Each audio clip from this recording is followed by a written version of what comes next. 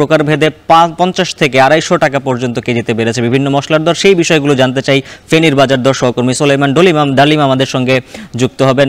সুলাইমান, জানাবেন এই মশলার বাজার হঠাৎ করে ঈদের আগে কেন এরকম ঊর্ধ্বগতি, আর প্রশাসনের পক্ষ থেকে দাম নিয়ন্ত্রণে কোনো তদারকি নেওয়া হচ্ছে কিনা?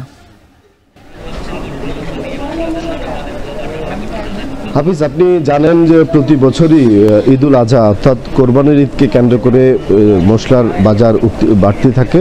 এবারেও কিন্তু তার ব্যতিক্রম হয়নি। আমরা ফেনীর যে সবচেয়ে যে বড় বাজারে আমরা এসে যেটি দেখেছি যে আজকে সব ধরনের মশলার বাজারে কিন্তু উঠতি একদম 50 টাকা থেকে শুরু করে 250 টাকা মশলার দাম কিন্তু বেড়েছে। আমরা আজকের বাজারে এসে যেটি দেখেছি যে এলাচি যেটি বিক্রি হচ্ছে 3400 থেকে 3700 টাকায়, যেটি গত সপ্তাহে ছিল 3200 থেকে 3300 টাকায়, এবং জিরা যেটি ইন্ডিয়ান জিরা সেটি গত সপ্তাহে বিক্রি হচ্ছিল 700 থেকে 800 টাকা, এটি আজকে বিক্রি হচ্ছে 800 টাকা, এবং যে টার্কিশ যে জিরা সেটি 900 টাকা বিক্রি হচ্ছে। এছাড়াও যে দারুচিনি বিক্রি হচ্ছে 500 টাকা, এবং ধনিয়া যেটি বিক্রি হচ্ছে 250 টাকা।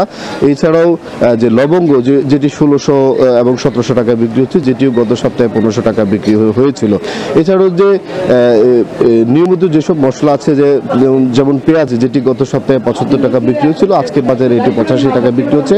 আদা যেটি গত সপ্তাহে 220 টাকা বিক্রি হচ্ছিল, এটি আজকে কিন্তু বিক্রি হচ্ছে 250 টাকা। এছাড়াও রসুন বিক্রি হচ্ছে 195 টাকা, যেটি গত সপ্তাহে 175 থেকে 180 টাকা বিক্রি হয়েছিল। সব ধরনের যে মশলার দাম সেটি কিন্তু বেড়েছে এবং বিক্রেতারা বলছেন আরও বাড়বে। আমরা দেখেছি যে এই যে সদ্য যেই বাজেট হয়েছে সে বাজেটে কিন্তু মশলার যে উৎস কর সেটি কিন্তু 1% কমানো হয়েছে, অর্থাৎ ক্রেতারা মনে করছেন যে এর ফল কিন্তু বাজারে পড়ার কথা, তো মশলার দামের কমার কথা, কিন্তু বিক্রেতারা বলছেন যে দাম কমানো সম্ভব না, কারণ আমদানিতে তাদের খরচ বেশি হচ্ছে। তো এ ছিল ফেনীর বড় বাজার থেকে আমাদের কাছে মশলার বাজারে সর্বশেষ।